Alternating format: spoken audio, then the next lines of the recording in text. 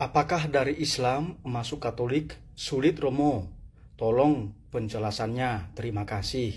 Ini dari saudari kita Zela atau Zelzel 98. Salve saudari Zela. Syarat ya untuk menjadi seorang Katolik sama semua, itu ya, yaitu mengikuti masa katekumenat selama 1 tahun. Masa katekumenat itu berarti masa belajar menjadi seorang Katolik. Jadi harus mengetahui, mengenal ya ajaran pokok gereja Katolik. Dan tidak hanya itu, mengapa 1 tahun ya, juga sekaligus ya diminta untuk mempraktikkan di dalam kehidupan nyata. Maka selama 1 tahun itu selain diminta ya mengikuti kursus-kursus atau pembelajaran juga diminta supaya aktif di dalam gereja. Jadi ikut kegiatan-kegiatan gereja, ikut perayaan-perayaan Ekaristi atau ya ibadat Katolik, khas Katolik, yaitu perayaan Ekaristi. Kendati Anda ya belum boleh menerima tubuh dan darah Kristus dalam perayaan Ekaristi itu, tetapi Anda ya perlu mengalami apa yang terjadi di dalam perayaan Ekaristi. Jadi itu syarat yang pertama itu ya, yang harus Anda ikuti. Lalu menurut saya juga yang menjadi pertimbangan bagi Anda adalah sesuai dengan kanon 748. Di situ sudah dikatakan secara khusus di dalam paragraf kedua ya, kanon 748 paragraf kedua dari kitab hukum kanonik atau kitab hukum gereja Katolik, dikatakan kurang lebih isinya begini. Tidak ada seorang pun boleh memaksakan ya orang yang bukan Katolik ya memeluk iman Katolik kalau bertentangan dengan hati nuraninya. Jadi kalau Anda mau menjadi Katolik, jangan sampai bertentangan dengan hati nurani Anda. Jadi Anda dengan bebas ya, dengan tulus hati mau menjadi seorang Katolik. Jadi ini yang harus diperhatikan. Tetapi yang ketiga yang mau saya sampaikan, kalau Anda mau menjadi Katolik, maka juga Anda diminta nanti ya supaya jangan pernah menjelekkan agama yang Anda tinggalkan.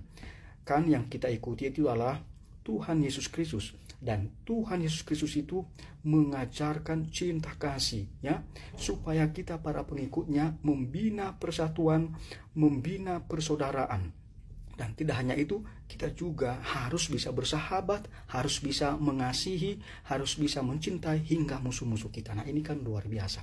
Jadi jangan pernah menjelekkan agama yang Anda tinggalkan. Jadi ini yang harus sungguh-sungguh diperhatikan. Lalu yang keempat yang mau saya sampaikan juga, Anda juga diminta supaya datanglah kepada romo paroki di mana Anda tinggal. Jadi di wilayah itu carilah paroki ya gereja Katolik, dan nanti bisa berbicara kepada romo. Kalau tidak sempat, bisa juga melalui sekretaris di sekretariat paroki ya, tanya persyaratan bagaimana masuk Katolik ya, bagaimana mendaftarkan sebagai katekumen itu ya, atau orang yang mau menjadi Katolik atau calon Katolik. Nanti Anda akan dibantu ya, apa saja yang perlu dilengkapi. Jangan takut ya, jangan khawatir, karena biasanya para romo atau sekretaris di sekretariat paroki pasti membantu Anda. Jadi itu jawaban saya, saudari Zela.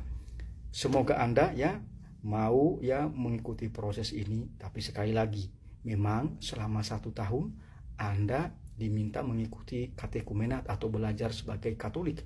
Nanti ya, kalau seandainya sudah 1 tahun itu, lalu dilihat ya apakah Anda sungguh mengerti ajaran Katolik. Kalau mengerti berarti lolos.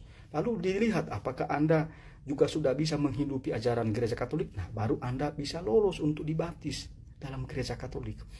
Tapi kalau Anda belum memahami ajaran gereja Katolik, maka diberi ya tambahan lagi ya masa untuk belajar sebagai Katolik.